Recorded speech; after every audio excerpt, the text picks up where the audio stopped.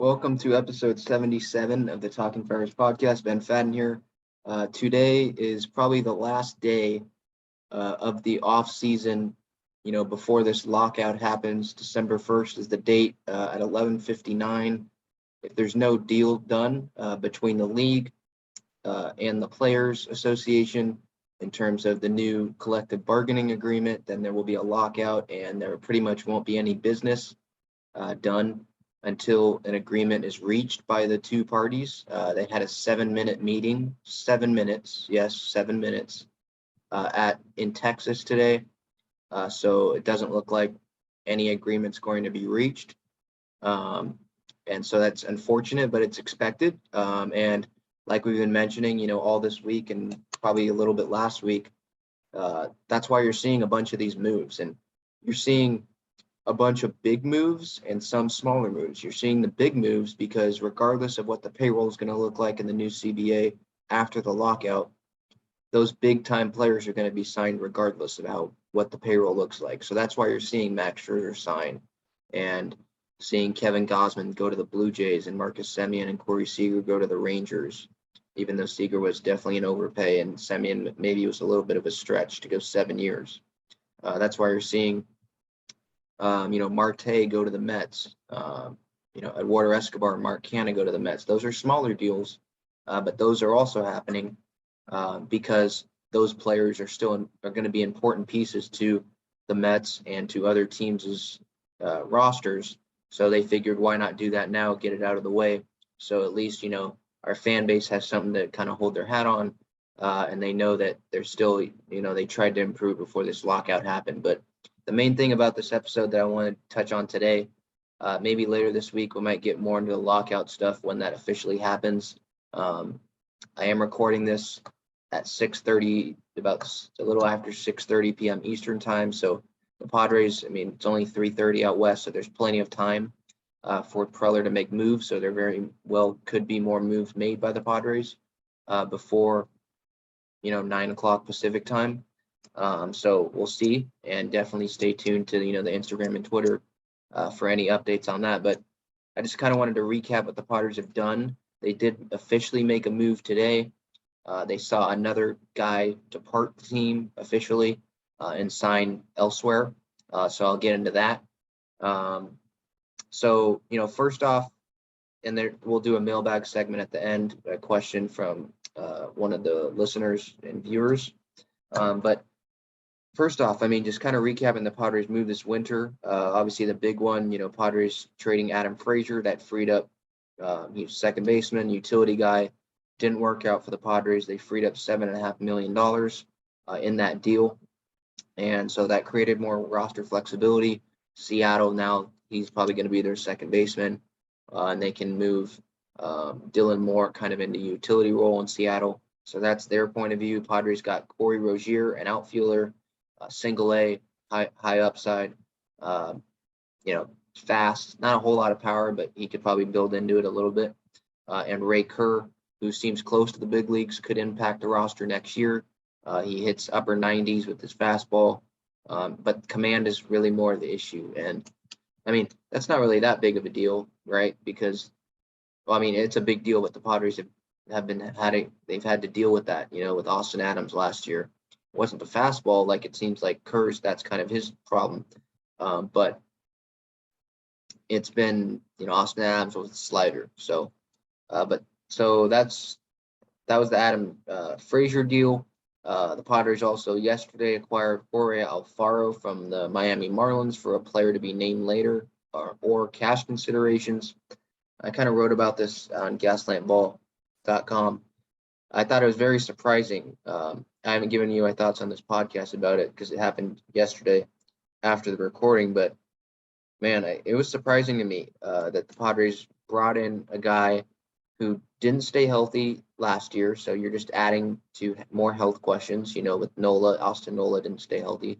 You're adding another catcher, so that's now 4 catchers on the 40-man roster. So that's a big, they have plenty of depth there and probably too much depth. Campusano, obviously in AAA, Caratini, Nola, and then Alfaro.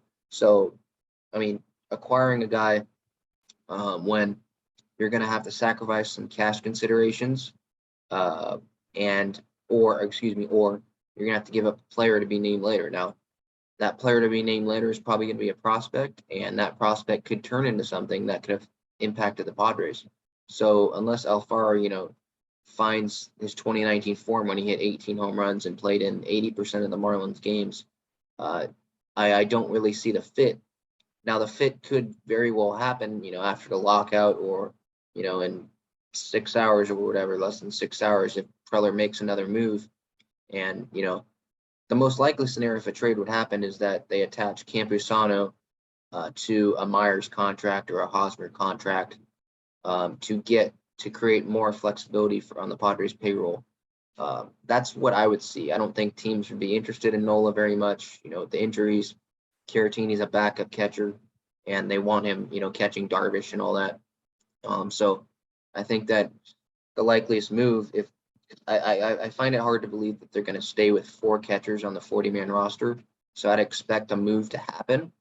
But I just hope that this isn't another scenario where the Adam Frazier type thing, like last year, where they acquire a guy because they're probably assuming that a move's going to be made later down the line that would make that acquisition fit. Last year you would think that, acquire Frazier, move Cronenworth at the first, trade Hosmer, but that never happened. And that just created a lot of probably bad chemistry, or not chemistry, just kind of chaos, unneeded chaos, unnecessary chaos in the Padres clubhouse. And I'm not saying that would create chaos in this manner, but it would just be, I just don't understand having 4 catchers on the 40-man. You already had 2 major league catchers in Nola and Caratini, and you're bringing in a guy that can't really stay healthy, hasn't had a history of staying healthy. The pop isn't, he hasn't really shown great pop.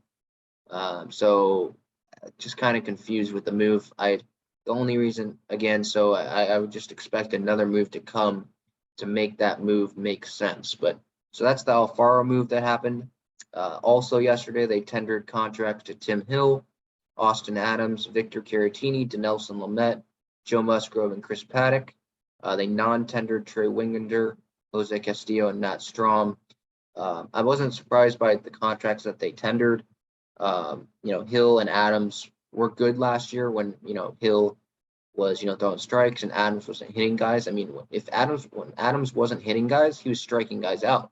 So he was effective. He just wasn't consistent enough in the strike zone with that slider. So that needs to improve. But obviously Musgrove's here, Paddock here, depth option in the rotation. Musgrove's going to be a focal point in that rotation. And hopefully he can stay healthy the whole year like he did in 2021. Caratini, obviously, just mentioned him. So those weren't surprises. Lamet, I wasn't surprised that they tendered him a contract because of what they saw in 2020. How he was a top finalist for the NL Cy Young. I get it was a third of a season, but still, he did show them something. And he just hasn't stayed healthy, so you just hope that somehow they can work with that, and he just has better injury luck. So I wasn't surprised by that, by them giving Lamet that deal, just because of the talent that he has. Now with Wingenter, not a big deal. Castillo, not a big deal. They just haven't stayed healthy. I'm sure a lot of fans just totally forgot that they're even on the roster. So that's not a big deal. Matt Strom, he was a fan favorite, signed a lot of autographs. He had that, baseball card, like kind of collection show or whatever, on YouTube. So he was nice to fans. And he had an impact a little bit, but at the same time, he just didn't stay healthy last year, didn't provide much of an impact at all.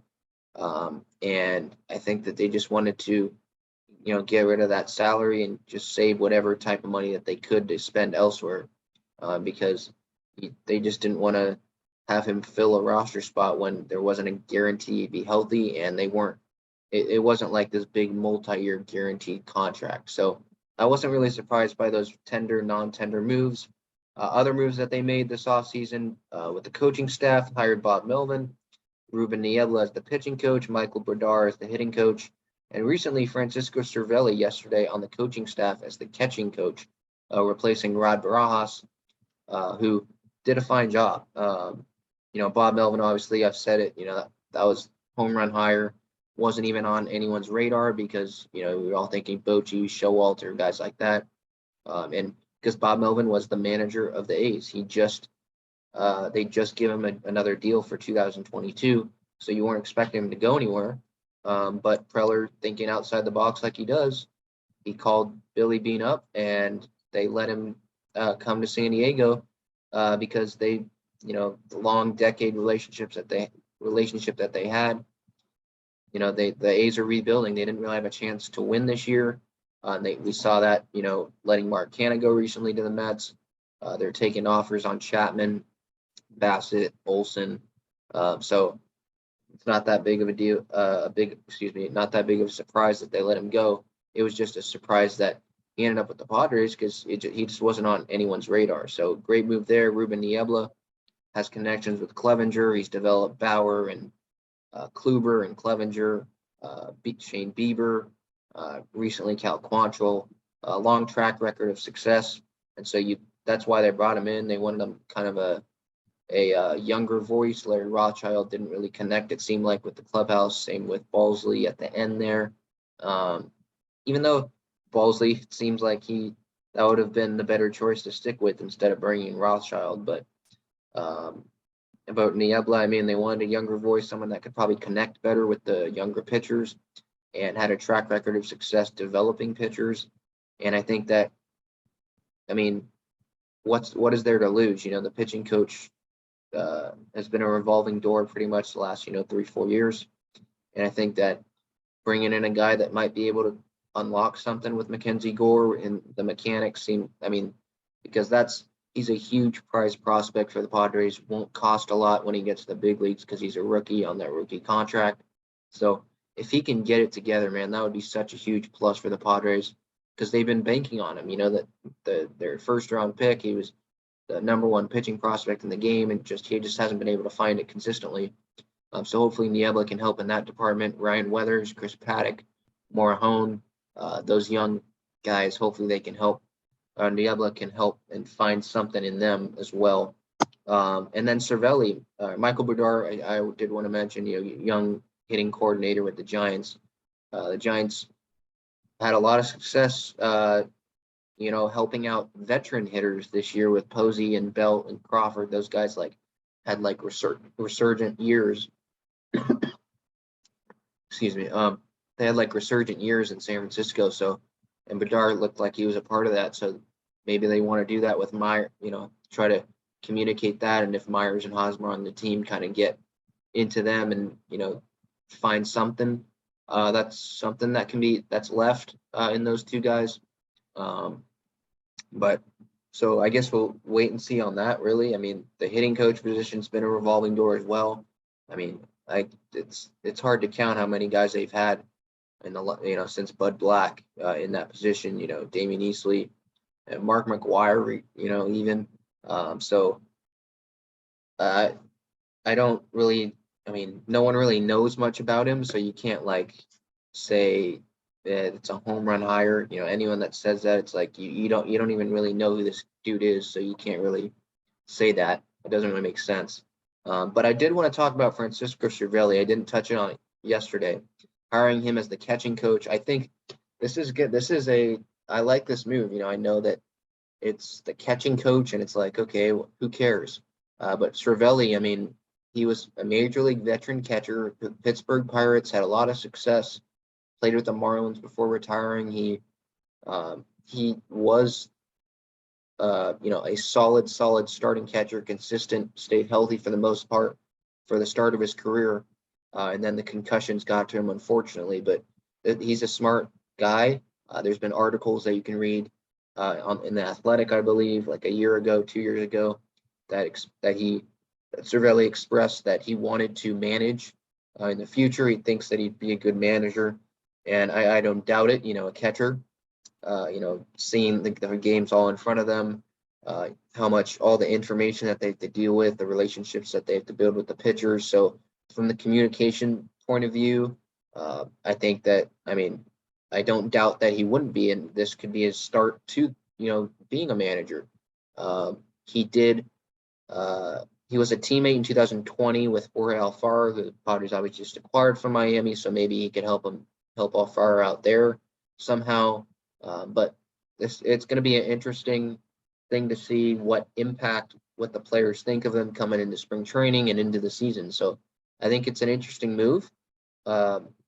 Maybe it's a move that we won't hear much of an impact about because it is just a catching coach. But I'm sure that, the beat writers and all that, they will be interviewing him and getting a story, and you'll hear from Nola and Caratini and Alfaro in, media availabilities asked about about Cervelli and kind of his impact. So we'll just wait and see on that. That's the coaching staff. And then the final move, as of this recording right now, the Padres, they've had serious discussions with Robert yesterday.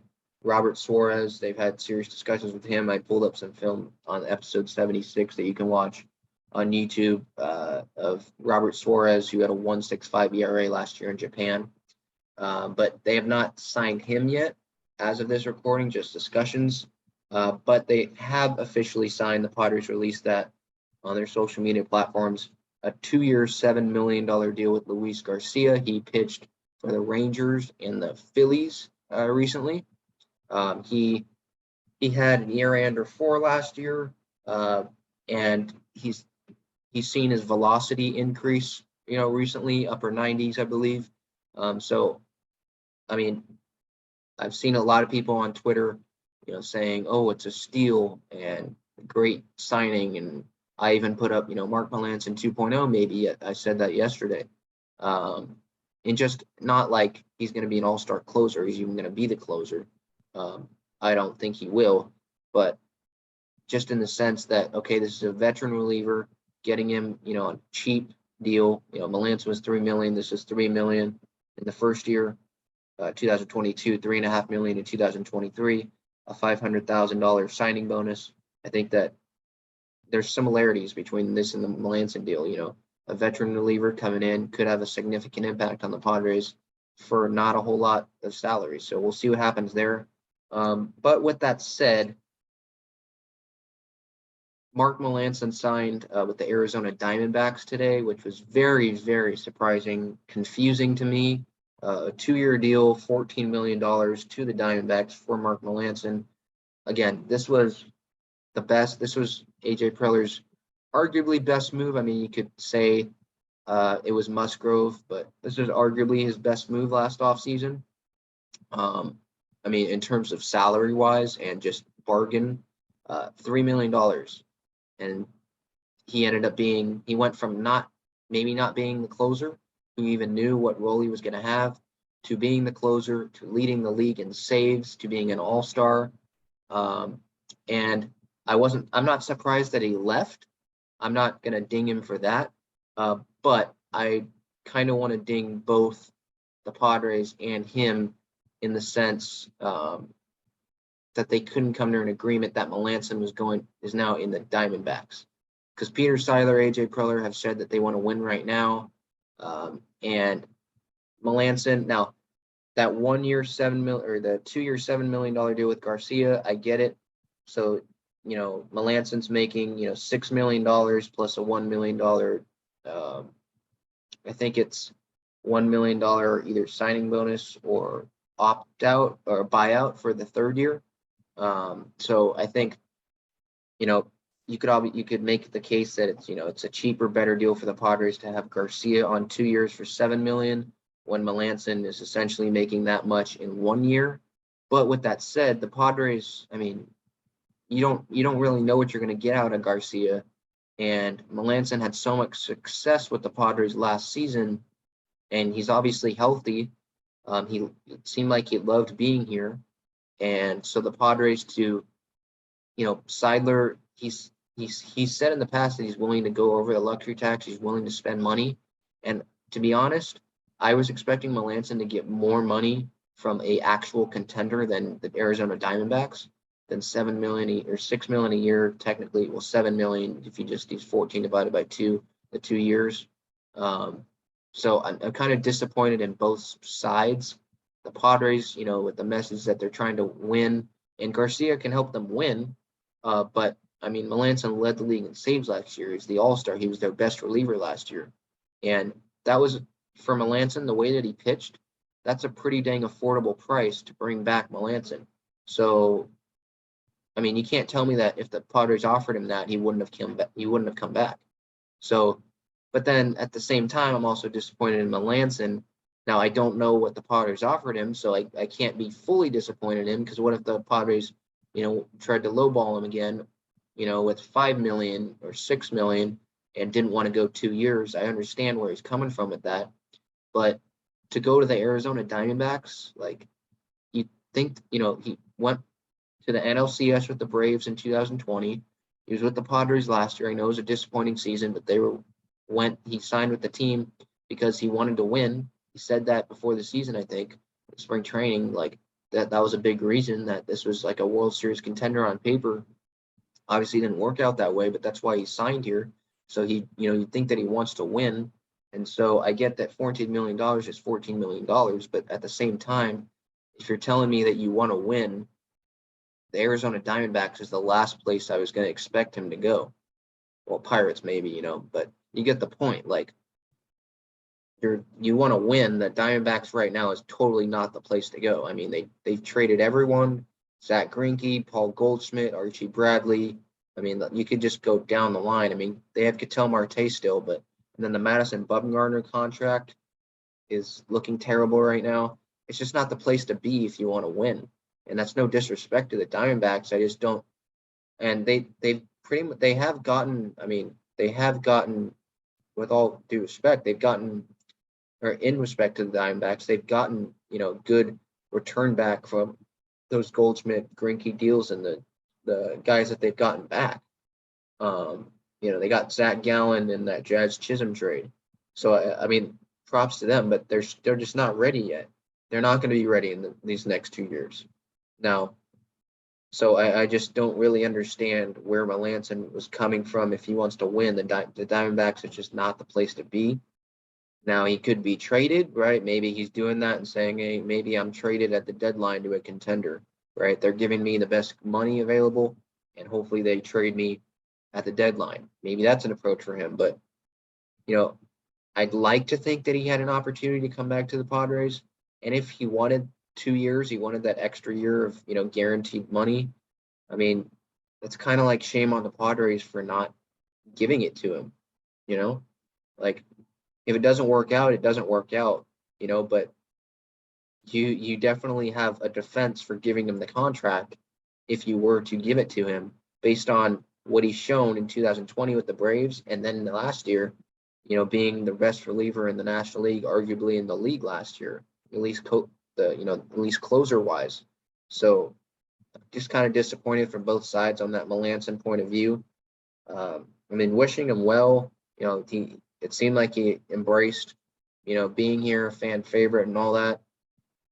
So I wish him well, but kind of disappointed with where he chose and the Padres deciding not to bring him back at, $6 million a year plus, the 1 million,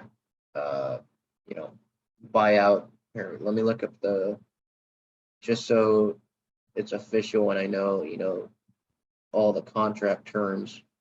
Let's see, just trying to look up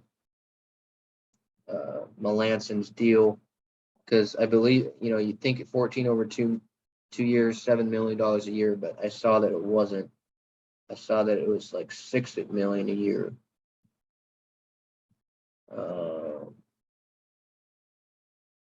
Trying to find it.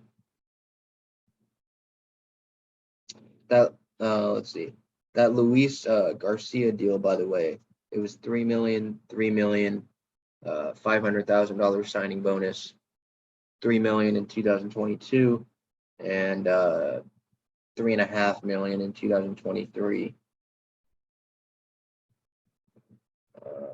I'm not seeing the breakdown of it,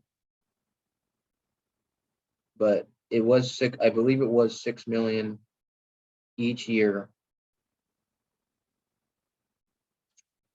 $6 million each year, and then an additional $1 million or $2 million somewhere else.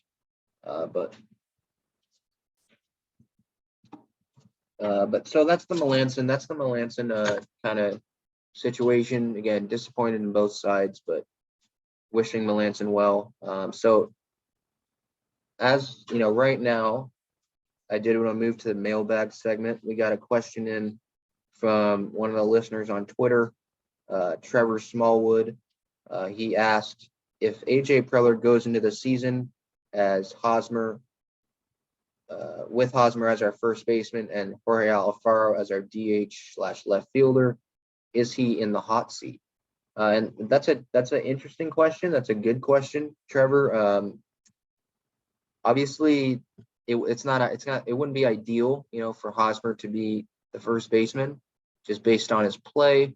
Hasn't lived up to the contract. Trading away some of the contract would create a lot of flexibility and allow the Padres to do more things with their payroll to be under the luxury tax number.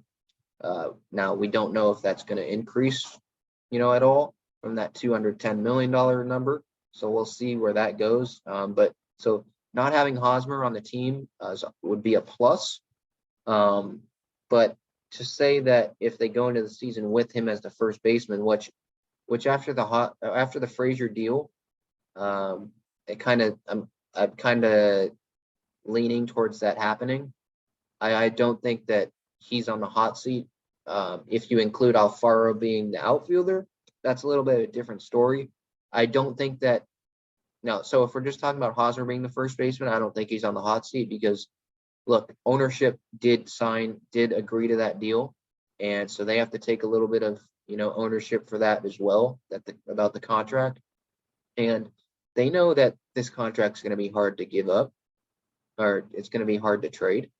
It's a bad contract, and the Padres, right or wrong, they don't want to give up top prospects like Robert Hosmer III or maybe even Luis Campusano because those guys, they have a pretty good idea that those guys will impact the team in the future. And when they arrive in the big leagues, they're not going to be making a whole lot of money, which will allow them to spend elsewhere. So I agree that they shouldn't be giving up top prospects. But with that said, this offseason, this last year, this is their last time to trade Hosmer because he gets his 10-5 rights, 10 years of major league service time, 5 years in a row with his current team after the season is ended. So that means that he has a no trade clause. Essentially, he can veto any trade that happens. But this year, if they trade him to the Rangers or whatever, or the Pirates or something, he can't say no. So I think that's something to look at. But back to the question, if Hosmer is the first baseman, I don't think he's on the hot seat because of the contract and how hard it is to trade. If Alfaro is in the outfield, I still don't think he's on the hot seat just because, he did bring in Bob Melvin. He is still thinking outside the box. He still did bring in Musgrove and Grisham and Darvish and Snell. He signed Melancon last year, which was a huge success. He's brought in, obviously, Tatis, signed Machado. So he's done plenty of great things for the Padres. Now the manager, the last 2 times around, hasn't been good. There's been flaws. They're probably regretting kind of the Renfroe trade a little bit, trading for Tommy Pham, but then they wouldn't have gotten Cronenworth. So he's done a lot of great things for the Padres. So I don't think you just put him on the hot seat for that.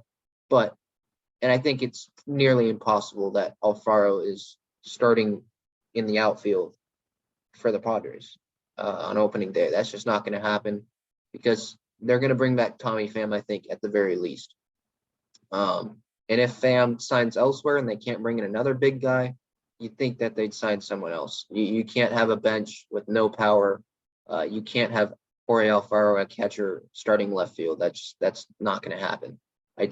If that happens, I don't know. That would be embarrassing. I don't think that would put Preller on the hot seat just for that move, because Seidler has said in the press conferences this year, after Tingler was fired and all that, they're committed to him. Seidler, that pissed me off when he said it, but he said that it wasn't even a must-win. This next year isn't even a must-win year for Preller. So no, he's staying here for a while. I don't think he'd be on the hot seat. if Hosmer and Alfaro is in the starting lineup on opening day. I just don't. Would that be disappointing, especially Alfaro in the outfield, considering their need for power hitting outfielders and guys that could probably actually play the outfield? Yeah, that would be disappointing, but I just don't see him being, actually on the hot seat for that. So thank you for the question, Trevor. Again, if you have any questions, anyone listening and watching, you can submit them on Twitter at Talking Friars, Instagram at Talking Friars, or in the comment section on YouTube. Just look up Talking Friars on YouTube, and in the comment section of this video or any other video, we'll see it, and we'll definitely feature and mention you. So that's the mailbag. Again, that's pretty much the episode. We got the Padres, the moves this winter, trading away Adam Frazier, acquiring Jorge Alfaro, tendering contracts to Hill, Adams, Caratini, Lamet, Musgrove, and Paddock, non-tendering Winginter, Castillo, and Strom. So those three are free agents. Hiring Bob Melvin, Ruben Niebla, Michael Brodeur, and Francisco Cervelli on the coaching staff, and most recently signing Luis Garcia, former Philly, to a 2-year, $7 million deal, $500,000 signing bonus, $3 million in 2022, $3.5 million in 2023. Again, Melancon goes to the Diamondbacks, disappointingly. I was expecting to go to some type of contender. Diamondbacks are not that, at least right now. So that's a little bit disappointing, especially that he's still in the division. But hopefully he doesn't get to have many saves in the Diamondbacks uniform against us because we're in the lead. So we'll see. That's pretty much the episode. Again, we'll probably have something later this week if the lockout continues to happen, which looks like that's what the direction's going. When this lockout happens, there's not going to be a whole lot going on. So I'll try to get some interviews going.